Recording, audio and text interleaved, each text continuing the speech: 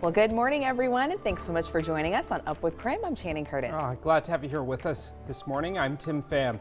Well, our big story right now, the federal government is sending a team of nurses to Spokane Care Facility to help with COVID-19. Now, the team for ACI Federal will consist of 8 nurses and 10 certified nursing assistants. They will be deployed to the Avalon Care Center in North Spokane. The Department of Health says these are not federal resources, but are available through a federal contract.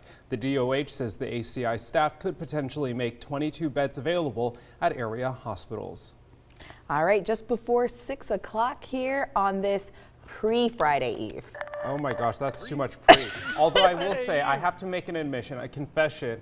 Yesterday, all day, I was telling Channing, oh yeah, my story's airing on Wednesday. And she was like, Tim, that's tomorrow. I was like, oh, mind blown. I thought it was Monday.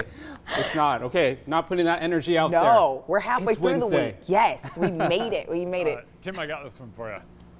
Hump day. There we go. There we go. All right, let's do it. Early on this morning, we sit at 48 degrees. We haven't changed much, and the reason we haven't changed much, a few things you can pick out here. One of those, wind out of the south at about 11 miles per hour, gusting a little stronger, cloud cover overhead, and moisture in the atmosphere. Relative humidity sitting at 68% right now. And as I look on the ground around me, there are a couple of raindrops, and those raindrops are moving in from our west as our cold front moves through. So for now, just know it's cloudy, and temps are close to 50 just about everywhere. And when it comes to our wind, it stays a little stronger throughout the morning. We'll continue to see these gusts, and those will eventually start winding down as our colder air mass settles in. But here comes that next push of moisture. It's quickly moving in, and despite the bulk of it being out to our west still, starting to see a couple of drops here on the South Hill, and it's likely we see those into the morning commute, and then that thing will eventually work its way up. You can see the arrival of the front, then it quickly moves into North Idaho and then off into Montana as it kind of falls apart. But for now, the biggie is what it's going to do to our temperatures. Basically, so far today, we've seen trace amounts of rain, and that's likely to be the case as we get this next round of moisture moving through. But what you are going to notice is the cooler temps. Even with sun coming out this afternoon, we struggle to climb, oh, this wind is cold, into the upper 50s. Yeah, back to you guys. I'm coming inside.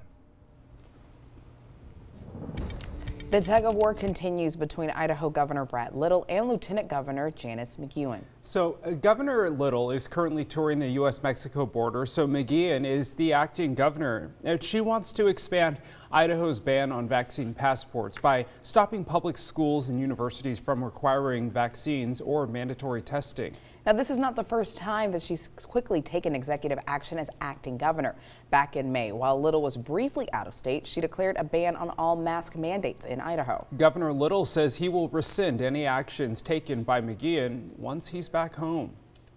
In the meantime, the Idaho Department of Health and Welfare held a press conference yesterday to give an update on the COVID-19 situation in the Gem State. Yeah, crisis standards of care are still in effect statewide, and the number of COVID patients continue to exceed the number of resources available. 15 children are currently hospitalized due to COVID-19 in Idaho. Another battle Idaho health officials are fighting is misinformation. Health and Welfare Director Dave Jeppesen says it's difficult to counteract.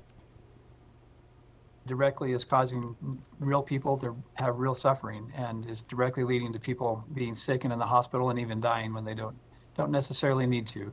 And so we appreciate the help from all of the people watching and all of those out in the public to be part of the solution to making sure that they share reputable information, accurate information to really combat the amount of misinformation and disinformation that's out there.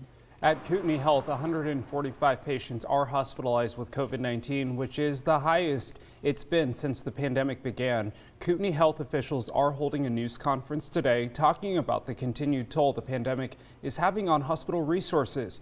We'll have that latest from that conference tonight on KREM 2 News at 4. Now, some Washington state employees say that they're prepared to leave their job because of Governor Jay Inslee's COVID-19 vaccine mandate. One employee says he's already had COVID and says he doesn't trust vaccines, so he applied for a religious exemption, and the state granted it. But because DSHS could not place him in a non-public position, he will lose his job. So he thought about getting vaccinated on Monday, but ultimately decided against it. I prayed about it, and I 100% can do it.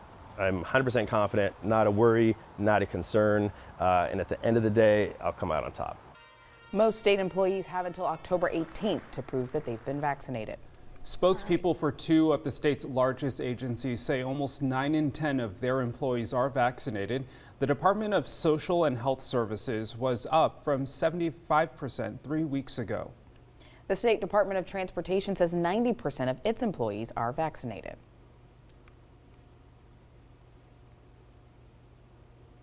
At 6:04, it is time for your morning rush. More news in less time. A man was sent to the hospital yesterday after a stabbing in North Spokane. Spokane police say a man walked into a laundromat with stab wounds. He was taken to the hospital with non-life-threatening injuries. Now, police say the attack appears to be a domestic violence incident. No arrests have been made so far, and Spokane police are now investigating. A King County woman is now the first person in Washington to die from rare blood clots linked to the Johnson & Johnson COVID vaccine. The Washington Department of Health says the woman was in her late 30s and got vaccinated on August 26th. She died on September 7th. The Snohomish County health officer says despite this tragedy, the vaccine is essential. Despite this sad event and a handful of other ones like it, we have to forge on as a society and take the route that carries the most benefit, the best benefit to risk ratio. She is the fourth woman in the U.S. to die from complications associated with the J&J vaccine. The state of Washington is settling a lawsuit with the family of a man who disappeared from a state-operated facility. Joel Wellman, who had autism, wandered away from the Rainier School in Buckley last year and was never found. The family launched a complaint against the school, stating Joel was neglected and not given adequate care. There had been 4 specific times when he'd walked away, and yet Rainier School never adjusted his supervision, never dealt with the fact that he had concerns about how he was being treated, and certainly didn't make sure that they had staff who was paying attention to where he was. The advocacy group Disability Rights Washington says the facility has a track record of neglect. It wants to see the facility closed. The Department of Social and Health Services says it can't confirm a potential settlement until it's been approved by the court. U.S. officials hope a new fire retardant could be a big help on the front lines. The U.S. Forest Service approved Perimeter Solutions fire retardant. It's similar to the red color retardant dropped from planes, but it is clear and it can protect trees from fires for up to a year. Authorities hope the product could reduce the number of wildfires every season and free up fire resources. Lauren J. King will be making history as the state's first Native American federal judge. Today, the Senate voted 55-44 to confirm King to the U.S. District Court for the Western District of Washington. When she takes the oath, King will be one of 4 active Native American judges in the U.S. King is from the Muskogee Nation of Oklahoma. That's your morning rush. More news in less time. Let us know what's happening in your neighborhood by using the hashtag #UpWithKREM on social media. Well, the Spokane Regional Health District Board will vote on a new health officer today. The position is open after the controversial firing of former health officer Dr. Bob Lutz nearly a year ago. This morning on Up with KREM, how Washington Department of Health is moving forward with the investigation into Administrative Officer Amelia Clark. This morning, we've got a bit of a cold front moving through. Expect a couple of scattered showers as we start the day. Then temperatures trend a bit cooler. We'll see a little sun this afternoon, but we're going to struggle to get out of the 50s. And even as sun returns to the forecast, high temperatures hover close to 60 in the days to come. Get ready for a much cooler few days ahead. There was just this awareness that we're not alone. God is with us in this moment. He was with us in the fire, and we don't know what's next. But no matter what happens, He's with us.